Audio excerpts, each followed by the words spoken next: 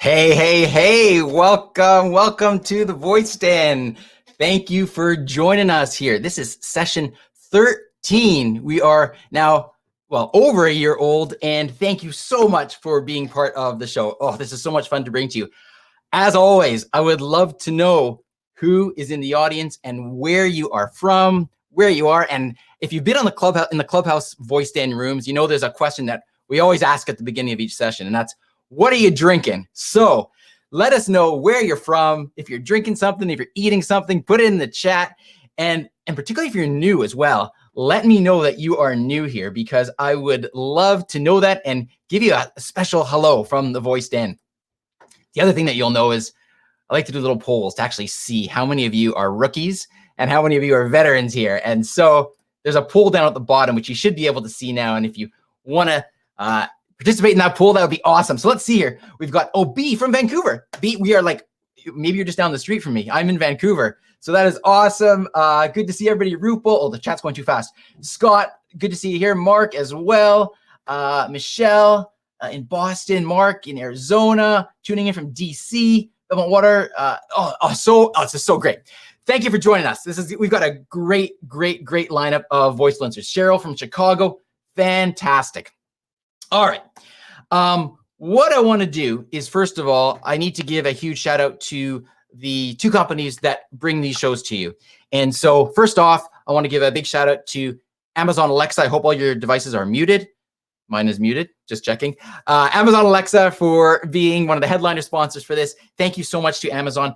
As you may know, Amazon has a developer community on Slack, and they encourage you to check in with them, join the Slack channel where you can engage with the developers and experts from Alexa's technical and product team, get answers to your questions, etc. So what I want to do is I'm just going to drop the link here in the chat so that you can click on that, and that will take you to the chat, to the Slack channel for Amazon Alexa. As well, I want to give a huge thank you to Google as well, Google Assistant. Thank you for being a headliner sponsor as well. As you may know, Google and Modev have partnered to create a series called Voice Talks, which actually started about a year ago as well. And just 2 days ago, they were named the winner of a Webby Award in the virtual and remote technology category, the 25th annual Webby Award. So congrats to Voice Talks. It's amazing. It's a monthly show as well. And I want to drop a link as well to Voice Talks so you can check out their show, because it's awesome as well. So huge thanks to both Google and to Amazon for your sponsorship and for your support over many months. As well, I want to give a quick shout out to our partners as well, Attention Live and Ian Utility. He's been a fantastic partner, and he has helped to create the NFTs of the Voicefluencers, which we give out as prizes. And so that's a really fun thing to do. And so thanks to Attention Live and Audio Brain, Audrey Arbini and her team for creating all the sonic branding that you hear here in the Voice Den online, and a little bit later on in the Voice Den augmented reality session. I'm super excited about that. All right. So I think those are all the announcements. Again, super excited to have you all here. What we need to do now is really get on with the program and learn a little bit about our special voicefluencers. As you may know, for those of you that have been here before, this is all about getting you involved and getting you on stage with these voicefluencers so you can ask them your burning questions. So as I read these bios out and as I introduce them to you, if there are questions that come to mind, you're going to see a little text button at the bottom where it says ask a question. And that's where you can go and you can type in your questions for the voicefluencers. And when you do that, everybody else here can participate in that and vote on the questions that you want to have answered. And depending on that voting, a little bit of gamification here, we're going to bring up those people on stage and have a little bit of a chat. And as you may know, we have a little bit of a time limit on the chats too. And we'll get to that. All right. So what I want to do is I want to introduce you to our voicefluencers. And so first off, we have Dr. Vijay. And here we go. I've been practicing your last name, Balasubramaniyan. You're going to tell me how I did in just a sec.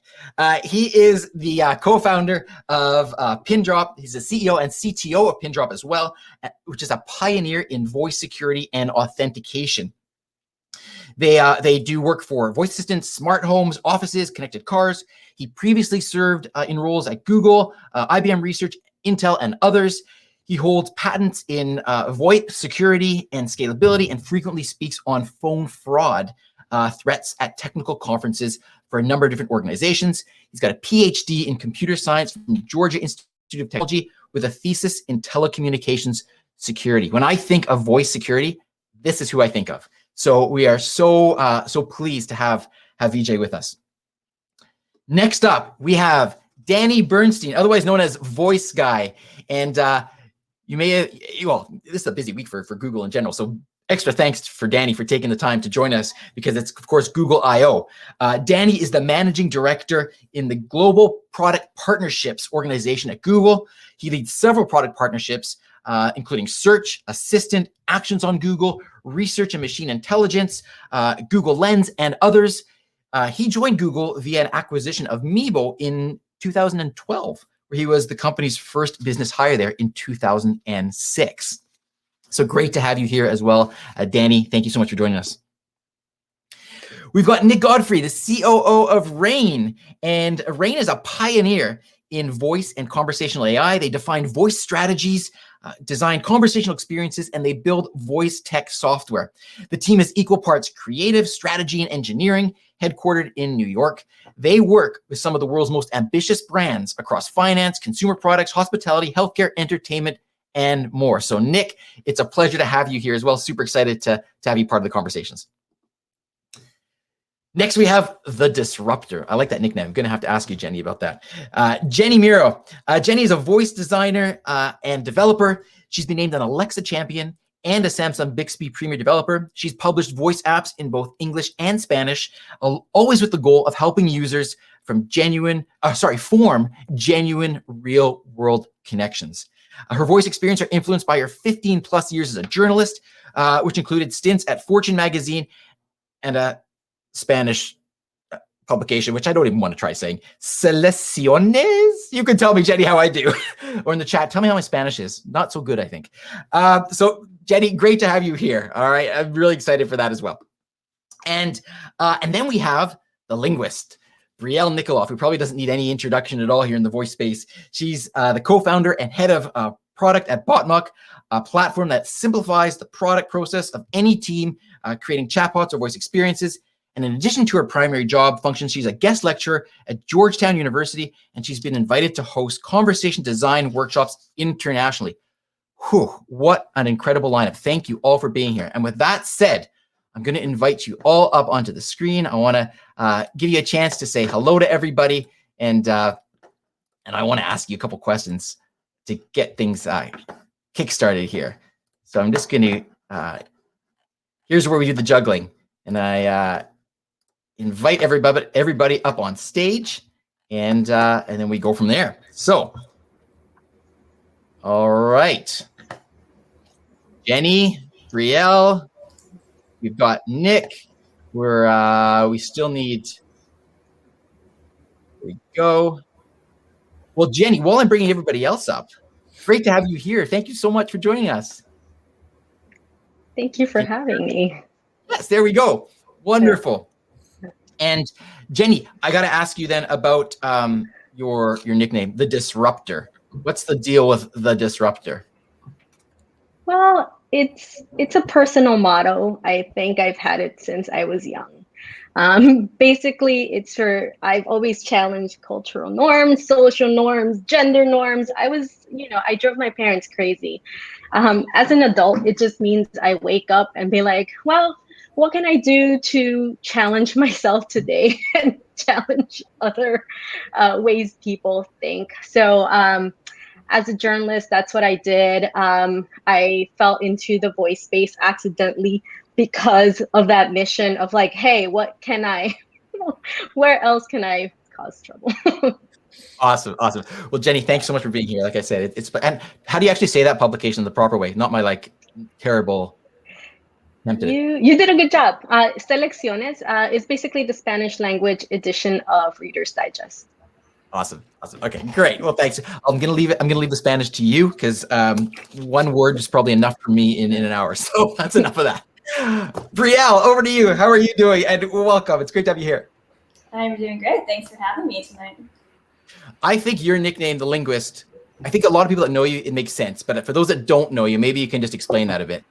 Yeah, sure. So I have always had a thing for not necessarily words like writing, but like thinking about why did that person just say that like that? And I feel like I was always thinking really critically about things like that. So when I discovered in high school that linguistics is a thing, I was like, this is amazing that people study this and like can build a career around it. And yeah, so now that I can think about all that fun stuff all the time, I'm like the happiest person in the world.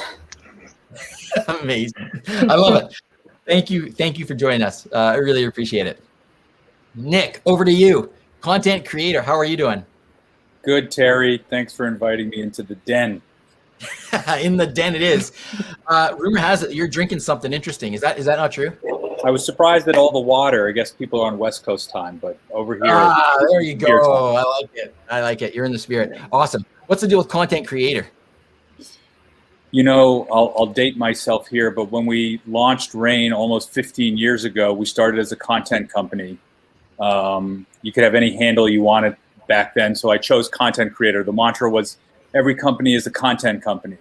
So we went with that. Now it's every company is a tech company, so I haven't quite updated my handle yet. But yeah, the only content I create now is pictures of my 3 young boys. But it's an old handle that I use on Twitter and Instagram. Oh, awesome. Well, great. Thanks for joining us as well. Really appreciate it. And I know from your fun fact, you've been to Africa more than 25 times. Just curious, like what has taken you to Africa 25 times? Just a product of South African parents who immigrated to the States in the late 70s. So we went back often. Okay, great. Fantastic. All right, Danny, over to you. Thank you for joining us. I know it's a busy week for you. Appreciate it. Awesome to have you here. And just simply voice guy. I think that kind of makes sense. But I would love to hear a little more about that. Yeah, I mean, I used to be just a normal partnerships person, working on normal deals with, to integrate software, and then suddenly, voice. So I've been working on voice since 2013. We had a product called Voice Actions, which was like really simple interactions on Android that you could enable with voice. It didn't really work that well, but it was really fun to work with partners on it and get feedback. And we talked to Spotify and all these different companies way early before all these things were super high consequence and things like that. And so and then I started working on voice full time about 5 years ago when I took over assistant partnerships. And I really have just sort of dedicated my professional life to it. And my Twitter account, for example, used to be mostly about talking about sports, and then now it's mostly talking about voice and the voice community. So my friends sometimes make fun of me about that, but I think it's totally worth it because I love this space, and I'm really passionate about where things are going. So awesome, that's great. And your fun fact, you almost became a sports broadcaster.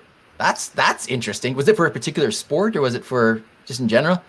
It was it would have been basketball, football, baseball. I was in college and really ready to pursue that route, and and then one thing led to another, and I decided to go a different direction. So, but that was the sort of professional endeavor I went the furthest down the road on before switching gears into the business side. And I'm happy I did it because I often talk to my wife or my mom or friends, like if I'd ended up toiling away on like a minor league baseball team and I don't know, some random town in the US with bad food or whatever, I probably would have been pretty disappointed. So I think this worked out okay. Awesome. Well, again, thanks, Danny, so much for joining us. Yeah. Really appreciate you taking the time. Vijay, over to you. Captain Amplify. And how did I do with your name today? You did really well. Early on in Pindrop's career, I would say you get to invest in Pindrop if you can say my last name, and clearly you can do that now. All right, I've got a check ready. I'm going to invest in Pindrop. That's awesome. What's with the Captain Amplify? It's funny, as a CEO, your job largely is amplifying things, right? So, you're looking at ideas that your employees are creating and you're trying to amplify the best of them. You're looking at market signals and amplifying that to the internal community. And then you're looking at signals that your customers give, picking the ones that, you think are relevant to what you do and amplify them. So at some level, my team tends to call me the force multiplier, right? Like find something and then drive it to execution. And so, when you said, okay, what's a nickname? I said, okay, Captain Amplify, and it has a nice little connotation to people who do voice signal processing, right? Like the amplitude is a big part of voice signal processing. So, that's the double meaning there. Fantastic. Well, again, Vijay, thank you so much for joining us as well. Pleasure to have you here. Absolutely. All right, now we get to the fun part. So we're going to dip into the question bank, and I encourage everybody, like I said, you've got the ask a question box at the bottom. Go ahead, start typing in those questions, start voting on your favorite questions, and we're going to get you involved into the show here. What we're going to do is I'm going to keep two of the Voicefluencers on screen. I'm going to moderate and try to keep my mouth shut as much as possible, and let you folks ask the questions and really run the conversation. The trick is there's going to be a 5-minute timer on each of these conversations. And when it goes down, you're going to hear the buzzer and you're off. We cut you off and you get off. So this is how it's going to work. I'm going to dip into the question bank here. And it looks like the first one that I'm seeing here is from Alan, and he's asking Danny and maybe also Nick or Jenny. So I'll keep Danny and Nick up here then for the first one, and I'm going to bring Alan up. So I'll say goodbye to everybody else for now, and we'll bring you back up shortly. So let's invite Alan up on stage. All right. Here's a little bit of the juggling that happens here. Okay. And we should have Alan joining us. Alan, are you there? It says you're on screen. That's interesting. I do not see Alan. Here. You are there, but we don't see you. We have this voice from the void. I guess that's appropriate for the voice den, perhaps. How curious, but I don't know. Let's just go with it, and we'll see. Oh, I can see you now. Okay, let's see if we can pull you up on screen. Trust me, nobody wants to see me anyway. All right. Well, this is what we're going to do. There may be something with the video, but we are not going to worry about it. I'm going to start the timer, and I'm going to let you go ahead and ask your question to these gentlemen, and away you go. So, Danny, first of all, thanks so much for being here, because I know I/O is a chaotic week at best. So I know I and a lot of others really appreciate it. I guess kind of my question targeted at you is, the Assistant has this great feature, the interactive canvas, but Google limits it to only using it for primarily games and a couple of other very narrow verticals. Why is that, and what are the chances of expanding it? And I guess the broader question for Nick as well is, what kinds of verticals does multimodal voice interactions work well for? Or how do we address this across verticals? Or what's a good solution? Or something along those lines? Great. Yeah, it's a great question. Tell me your name one more time. My name's Alan. I occasionally post some questions on Stack Overflow. Okay, cool.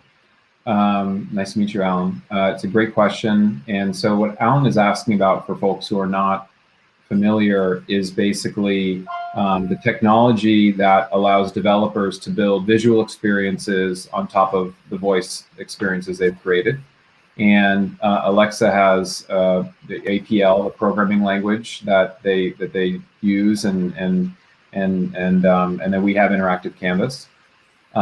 There's some really substantial differences between us and Amazon around sort of what our strengths are, and ours really are around the existing relationships we have with the apps and web ecosystem, and the fact that Android is so close to Google, and web actually is so close to Google. We spend a lot of time talking about what are the experiences that we should ask developers to build from scratch, and also thinking about where we can tap into existing developer and partner investments. I had an experience about 4 years ago where we were really excited to explore more native experiences with developers. And we actually worked with Starbucks to build an interactive voice experience literally from scratch. And it actually wasn't successful. And there are a few reasons why. And we learned a lot from the experience. And there were formative experiences like that said to us, you know what, a user has Starbucks in their phone, and it works really, really well. But Starbucks doesn't work really well is maybe when you're driving. And so let's actually think about how we could make the app experience better. And that might solve a more specific problem for users. You kind of get where I'm going. And it's not to say that we won't necessarily open interactive canvas more, but I would just say that we're not completely convinced that asking developers to just totally rebuild everything they've done in a brand new language when these things are sort of subscale today, I don't know, we're just not totally convinced that that's absolutely the right thing to do, and that there's a really significant addressable market for that. I would say that just anecdotally, Alan, like, Nick, and I've talked about this actually. Nick and I know each other, by the way. Everyone should know that. Hi, Nick. What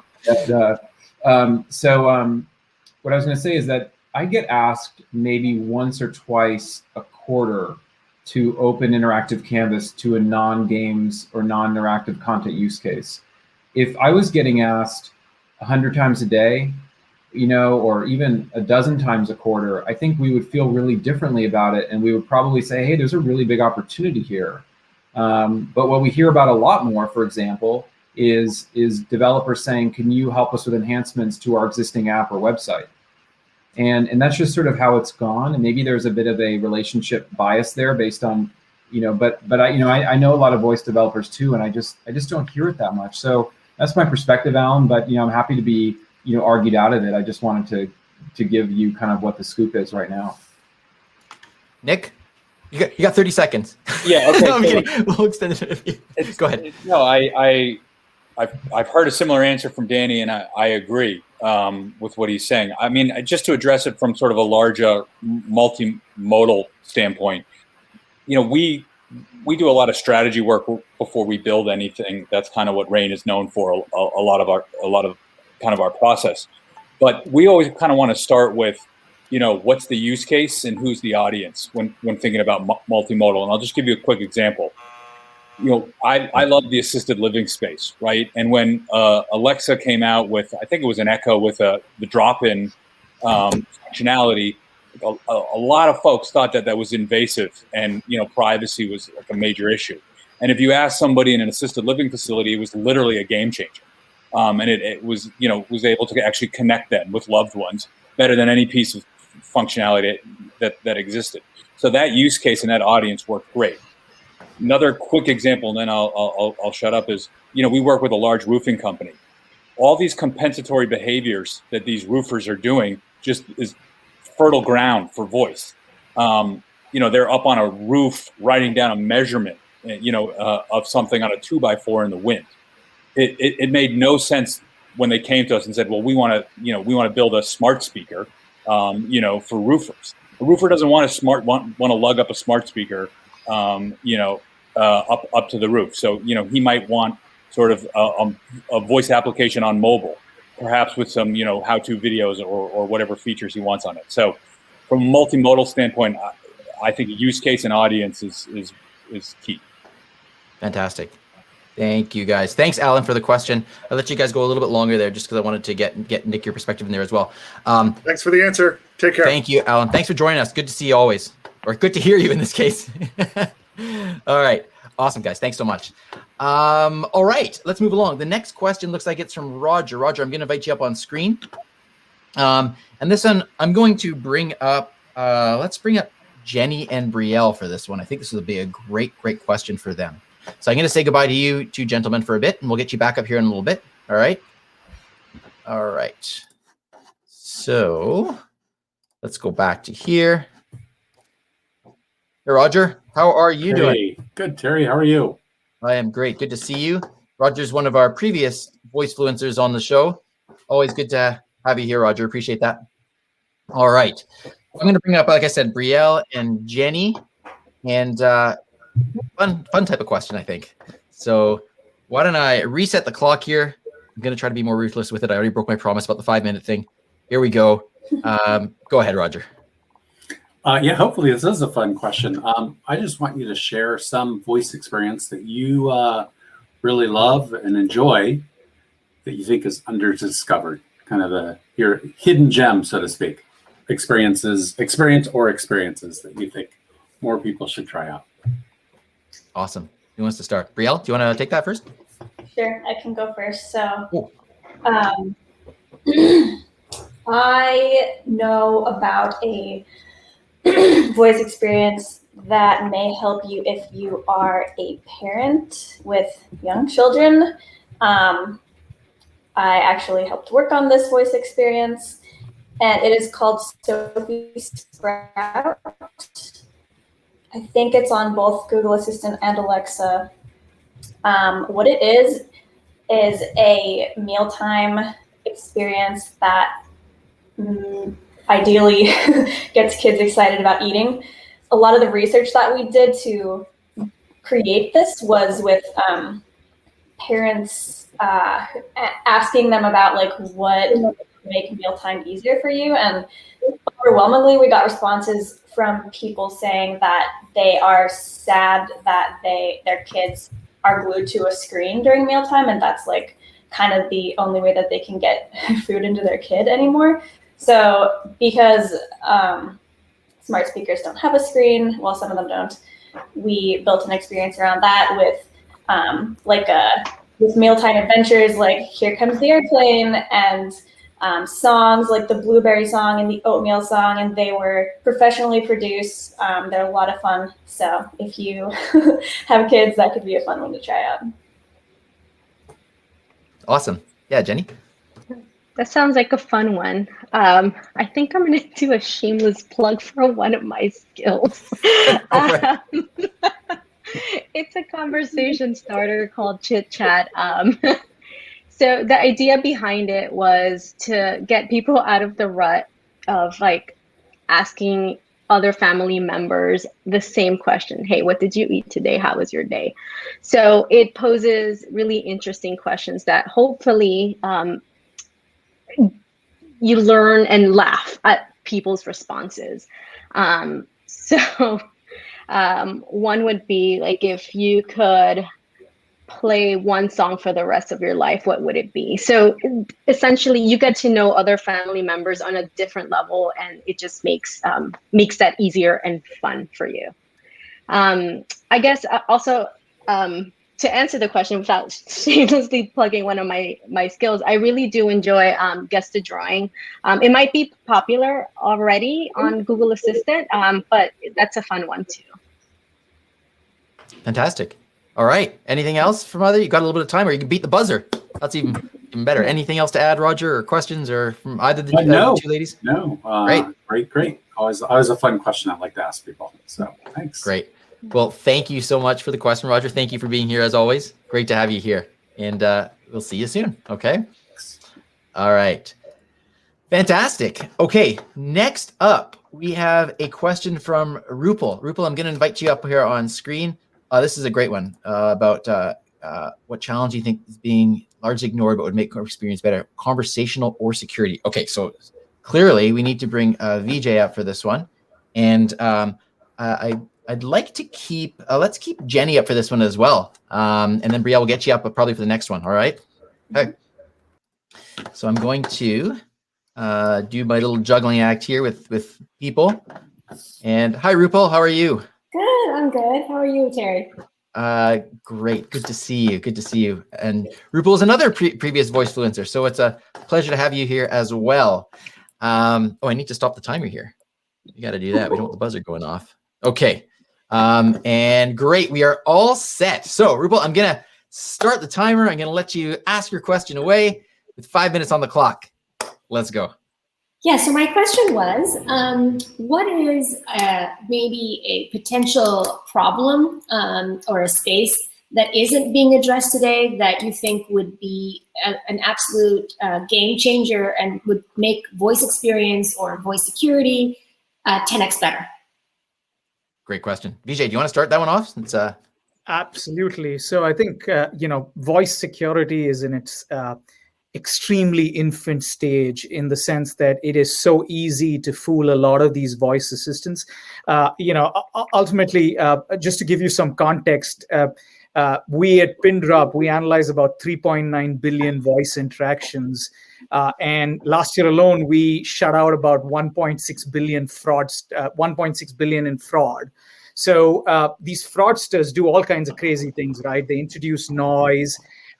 There's things like deepfake audio and deepfake videos, and fundamentally, in a lot of these situations, it's essentially the data, right? Like being able to have all of that data to understand what these bad guys are doing. If you come to Pindrop, every conference room is named after a bad guy. So we have Chipmunk and Chicken Man and Pepe and Dava. Chicken Man actually introduces roosters into his calls, because every time there's a clucking rooster, what ends up happening is a lot of the voice recognition system gets thrown off. And when they get thrown off, they give you all kinds of varied outputs. They sometimes believe you're the right speaker. Sometimes they, give a no output. And even no output means people have to rely on their older forms of security. So they're asking you for pins, passwords, and things like that. So it's super interesting to see how people are using noise. People are using things like, once they have a bunch of your audio, they can actually create a deep fake of you. And we've seen fraudsters steal $17 million because they imitated some CFO of a company. And so it is, in this case, I think the good guys need to bandy together, because the fraudsters have already bandied together. And what will make it 10x better is collecting all of this data, understanding what these guys are doing, and creating algorithms that can protect you against those attacks. awesome. Great. And then Jenny, comments? Yeah. So I think there are two things. The first is there are people who can't communicate with these voice assistants because they have accents and they're cut off from these experiences. So I think the training data needs to improve there, so that they are included.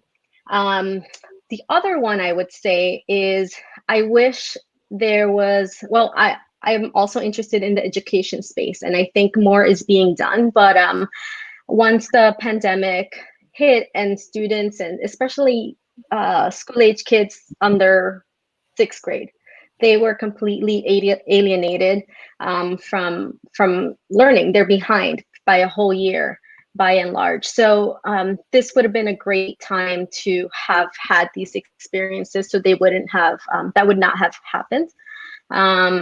So those are the two areas, I think. So more experiences for kids, and education, and capturing accents. Do you think that's Awesome. not being done right now? Like, do you think there's ways, what's a completely new angle at so I think data is always a problem, but what's a completely new angle that we could take at this that is just, white space right now? In terms of, were you thinking about the education response or the? Either one. Okay.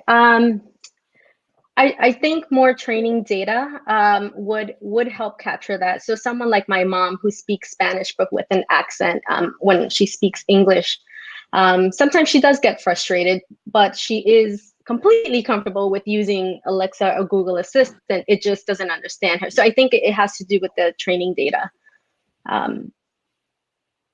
Anything there, Vijay, as well? Yeah, I would agree, right? Like, this entire diversity and inclusion space is a hugely underrepresented space. And you've seen that, right? Like, you've seen the great work by Joy on facial recognition, and how, it doesn't do a great job with faces of minorities, right? And so that's a huge problem, right? Like, we detect age ourselves because that's an important demographic. And if you want a white male, those age algorithms, are way off, right? Like, it tells my wife that she's, 56 years old, and that's not a fun thing for someone who's in their 30s, right? And so it's clearly data needs to help, but and figuring out. But I think the one thing I will say is, Rupal, I actually think the way you're thinking is really good, which is data is great, but how can you think of it otherwise? I don't have an answer to that, but that's a good thought. Awesome, Rupal, such an important question. Such an important question. So thank you for joining us, and thank you for asking that question. Love it. Pleasure to have you here. Awesome. All right, we're gonna move along, and now we're going to go into the question bank.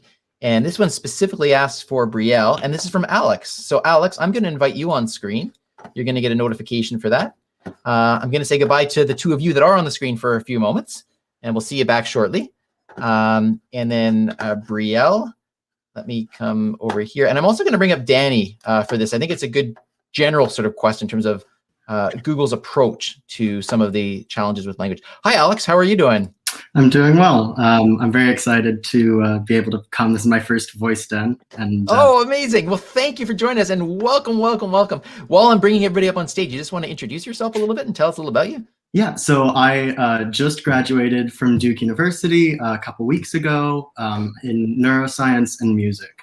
So I was focused on, and now I'm trying to get into the professional world with anything to do with neuromarketing, and specifically sonic branding, sound influencing consumer, and that includes voice. So amazing, amazing. Well, pleasure to have you here. You see the way this works? I'm gonna put a five minutes on the clock, and you get to have a chat with Brielle and with Danny and ask your questions. All right, so I'll put it up and away you go. Sure. So my question was, and I'm far from a linguist, but as someone who's understood a little bit of Jacobson and Pearce and starting to really understand the theory behind linguistics, it's incredibly complicated, and I never hear it talked about in these conversations. Seeing you as the linguist was like the first time I've really interacted with a linguist in voice AI. And so, first of all, why is that? And how do companies deal with the complexity that is and intangibility that is linguistics? It's a really good question, Alex, and something that I think a lot of people are wondering about right now too. So, as you said, linguistics it can be like as complex as you want to make it, which I think is awesome. But when it comes to applying it, it's hard to explain all of that in like a business setting, and you don't really need to explain all of it. So from my perspective, I kind of feel like I have all this secret knowledge that helps me, and I don't need to necessarily share it all. And I've had experiences in the past where when I did share like a little bit of TMI about like, oh, she's on a linguistics rant again, it doesn't necessarily serve my purposes or the business's purposes or the designer's purposes. So one good example of this is with Grice's maxims, which have become very popular in our circle in the last couple of years. And they're kind of like a buzzword at this point, and Rebecca is in the chat. She and I have talked about this too, but they are, like, anyone who has really dove deep into those know that they are kind of like what Grice meant to describe with them is common human behavior, and how when people kind of exhibit behavior that is not in line with that, it means something. So it's not like all of us abide by Grice's maxims all the time. That's like so not true at all. And so when people say like, make sure your design abides by Grice's maxims, like that actually doesn't even mean anything. So I like to think about it as like, I know why I can either leverage a maxim or not leverage it, but I don't necessarily need to like tell like anyone else why, unless they want to know, and that's great, then I'll explain it. But ultimately, like on a team, we're trying to communicate as effectively as possible. So being able to translate the much more complicated theoretical stuff into more practical, hands-on best practices and like distilling that into something that can be applied is ultimately way more useful on the team than talking all day about how phonotactics helps me think about a brand new, perfectly robust and fricatively forward name for Alexa. Awesome. Well, that's good. I'm just looking at the chat and I see Gina says, I love Brielle's rants. That's awesome. Danny, what about like just from a company perspective, like how do you deal with the complexity and that sort of thing? Well, I think the range of skills that we have working on Assistant at Google is extraordinary. We have PhDs in speech technology. We have PhDs in machine learning. We have linguists on staff. We have people like Kathy Pearl, who I'm sure has been through here before. And so that's one of the, I think the really exciting things about it is that really a bunch of people are coming from different places and maybe have different motivations. Some people might be working on Assistant because they are interested in linguistics and the applications of it. They might be there for research, purposes. They might be there, for different reasons. And it's this incredible coming together of skills. And I think at a big company, I'm not trying to advertise for it, but you can always reach out to me. I'm easy to find. You end up having, it's a really big tent in terms of what you need in order to deliver a product like this.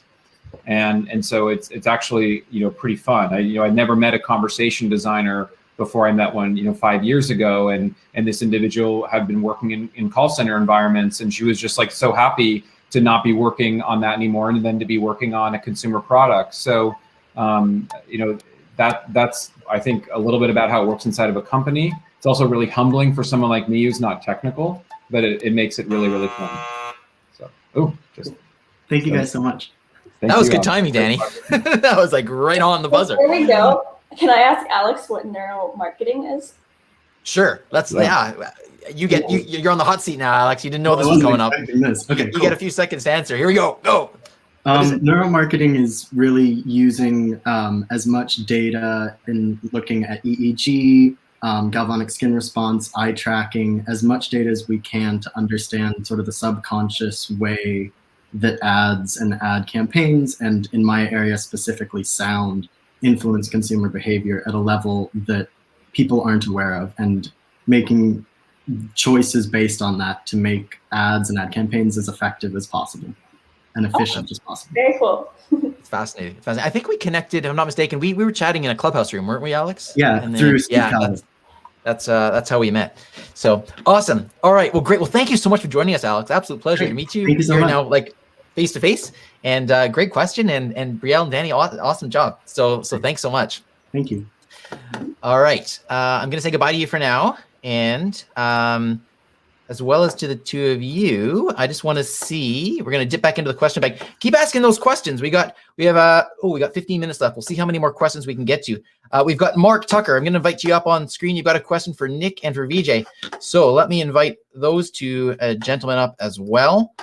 And Mark is another voicefluencer that's been here before. So fantastic. Here we go. Vijay and Nick, I got to find you as well. Hey, Mark, how are you? Hey, I'm doing well. How are you doing, Teri? I'm great. Thanks for joining us again. Hey, Vijay, nice to meet you. Nice to meet you as well. I'm going to reset the clock. You know the way this works, Mark. You're a veteran here in the Voice Den, and I'm going to let you fire away. Go for it. All right. So this is actually a ploy to put Nick on the spot.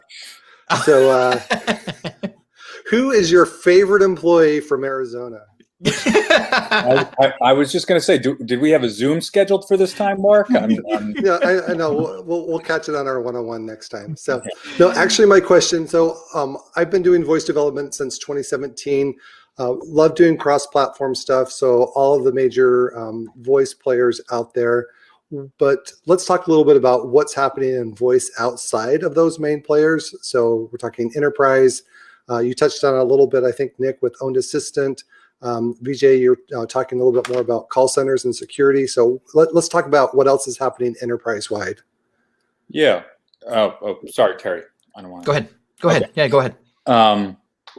Yeah, Mark, we're writing a lot about this at Rain, and one of the areas that I think we're most excited about is, employees and employee tooling and, productivity. there's just a lot of friction in the workplace. I get into this debate and I think about how easy our lives as consumers have been made with, everything on demand and apps. And, I think there's more friction at work than there is at home for me personally, depending on how my children are behaving. But in general, we know that voice is 3 times faster than typing. We know that voice is a great tool for data input and data retrieval. So I think there's a lot of different use cases and a lot of different features, functionalities we can look at for employees. I'll give one quick example. Imagine you're, a financial analyst at a large financial institution. Time is money in that world. So if you want to look up on a Bloomberg terminal or another financial terminal, if you want to look up the price of soybeans year over year over the last 4 years, that might take 13 clicks in 90 seconds. Well, if you can just voice that question and get the answer in 15 seconds, a financial institute will actually quantify how many seconds that you have saved your analyst, and you can actually get a real ROI. And in Mark and I's business, when we can show clients ROI and we can actually measure that out, that's when we get work. So in general, the roofing example I gave before, it's an efficiency play. And I think, efficiency is a great place for employees in an area where we at Rain are excited about. Yeah, awesome. Yeah, go ahead. I can jump in as well. Great question, Mark. But, I think the 2 ways to think about it is how are enterprises going to use it to improve their operations, and then how are enterprises going to use it to improve the lives of consumers. And so, when we look at enterprises using it for their operations, super interestingly, everything that you see as a virtual assistant and the conversations you can have at your house, you can do that in call centers. And that's a revolution that's allowing a lot of self-service options. And especially in the middle of COVID, where it was super hard, right? And you had healthcare issues, you were worried whether you had COVID, you had unemployment issues, you had PPP loans. We saw a massive influx. In fact, we had customers who saw an 800% increase in their call volume, right? There's a customer who was doing 17 million calls in a month-long period. They did it in a single week because people were calling in worried about their finances, worried about their health, everything that you think is very basic. And then having a system that can conversationally understand you and then determine, oh, you know what, I need to direct you this way or help you this way is super important because they couldn't hire call center agents fast enough, right? In fact, we had customers who had wait times of 55 minutes or longer, right? And so you're a person really worried about your health or really worried about your finances, and you had nowhere to go. And so that's one area we're seeing massive expansion. And, natural language processing is super hard when you think about just having a random conversation. But if you have a very specific conversation, hey, I want to do payments or I want to figure out my health, you can actually craft wonderful experiences there. And I think in healthcare is another space where they're going to start helping consumers. We're seeing lots of voice cues that tell you when an aged person is actually falling really ill. So we're starting to see certain verticals use voice in super effective ways to help their consumers as well. I kind of rushed through the last part of the answer, but I know I have 8 seconds and I'm going to get booted off. You beat the buzzer. Vijay. Very, very impressive. Awesome. Can I ask a question to Vijay? Yeah, sure. Go for it. Just on that last point, voice as a biomarker. Who are you seeing conversational folks like Mark and I and guys who work for Danny involved in that, or are you seeing that being pushed more from actual the medical industry world leading that push? Because it's a territory that we read a lot and it's really exciting. And sometimes I wonder about, our right to play there because of the science involved. Yeah, so what we're seeing is actually people who've come up from this area, right? They've been researching on voice-based detection of all kinds of issues, right? And so they've grown up building this, and they usually have data from a hospital. So we've seen people closer home who have data from Emory, and so have gotten a bunch of this data and have built these technologies. Because ultimately, when you think about how much your voice actually ages over time and actually is very dynamic with everything that you're going through, it actually turns out to be a very interesting marker. We ourselves are able to detect things like emotion and age fairly well with just voice biomarkers. And if you have really good data, you can detect all kinds of issues in your voice well ahead of time. So we're seeing more researchers build stuff in combination with hospitals. We're not seeing, maybe there is the big guys, but when we talk to our healthcare customers and the people that they're introducing us to are very small shops that are doing something very specific in this area. Great. Thank you. Fantastic. Thank you, Vijay. Thanks, everybody. Mark, as always, thank you. Thank you for joining us. Appreciate it. Pleasure to see you. See you, Mark. See you, Mark. All right. And then I'm going to say goodbye to you two gentlemen here for a bit.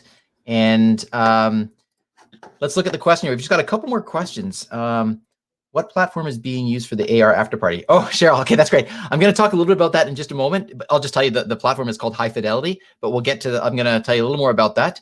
And then the last, I guess, series of questions here is from Joe Siegel.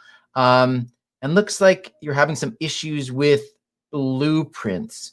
This might be more of a troubleshooting scenario, but tell you what I'm going to do. We've got a couple minutes here. I'm going to invite you on screen. I'd like to invite some of the voice designers, so maybe Jenny and Brielle as well. And I'm not sure if we'll be able to help you with this question or not, but we can certainly do our best here with the final few minutes here. And then I've got a couple of fun announcements for everybody here. So super excited for that. So let me invite Jenny, Brielle, and Joe. And then there we are. Okay. Brielle, have you used blueprints much? Nope. Oh, okay. So this may not be. We'll see if we can help you, Joe. I'm not sure. Jenny, have you used blueprints much? Oh, okay. No. That was kind of what I was wondering about, because I think these designers are more kind of in there designing the skills and not necessarily using blueprints. But Joe, do you want to just share what your question was, and maybe we can get some help for you in the chat? I think you're on mute.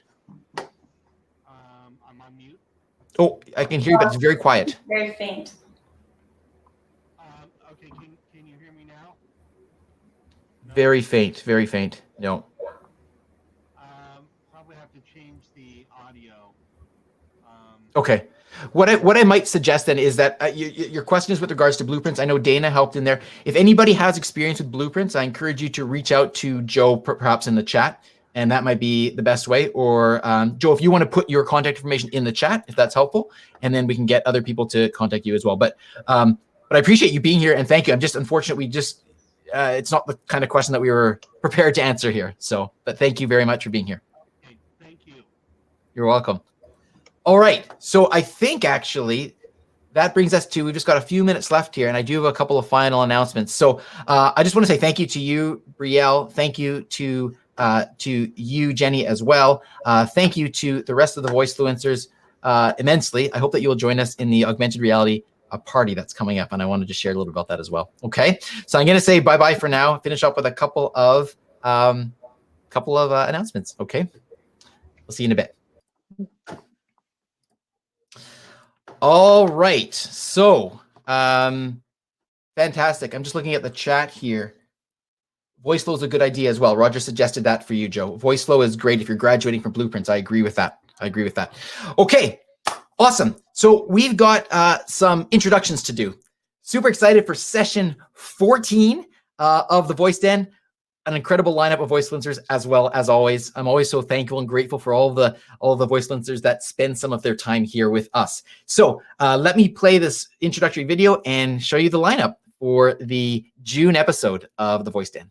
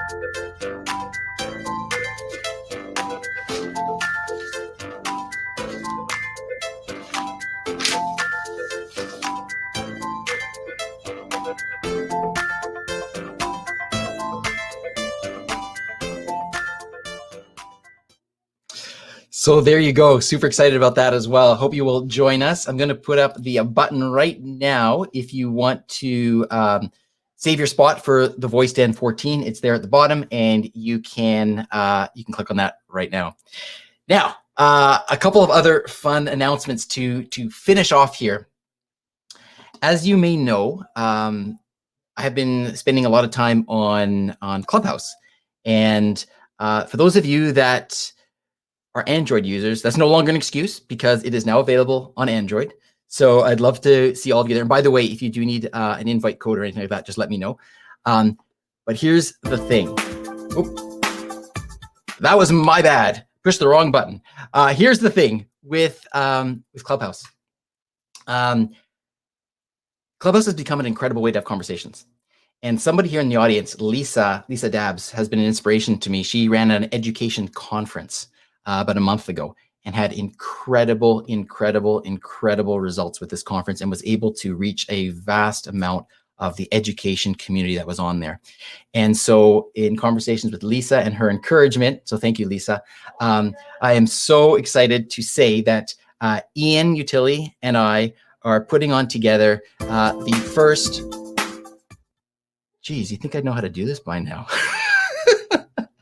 We are putting together the first conference on Clubhouse, VoiceCon Live, July 29th to 30th. It's going to be a 28-hour conference covering all time zones. It's the first international live conversation series at the intersection of voice and technology. We are so excited about this. We would love to get tons of speakers. We'd love to get volunteers if you're interested. And as well, we are looking for sponsorships. I want to give a shout out now because this is so important to Ian and I, that we already have had discussions with really a lot of the main organizations in our community that are putting on events and building community. And we are so happy to already be partnering. First of all, I want to just mention Human Behavior Club. That club that you see there, they are the largest club on Clubhouse, and they have over 500,000 followers. We are using their club. They are hosting this conference in their club with their 500,000 followers already as an audience. Big shout out to Open Voice Network, Voice, Modev, Voice First, Voice Brew, Voice Lunch, Digital Assistant Academy, Voice Spark Live, all of the voice organizations that are building community. And we are in discussion with some of the other ones that you don't see here. And if you haven't, if you're part of an organization, you're building community and we haven't reached out to you, then I apologize. Please reach out to us because we want you to be part of this as well. So that is something that we are super excited about. And we hope that you will all join us for that. All the information is at voicecon.live. The other thing I want to say, and for those of you that were here last time, you will know that we actually now step into an after party in an augmented reality space of the Voice Den, leveraging spatial audio. And this is just a little screenshot of what it's like when you step into there. You can see the little avatars. It's almost like you're in the Voice Den and you move around and you can talk to people. And I want to just give you a couple of little tips because last time we jumped into it and I realized this was the first time that some people experienced this.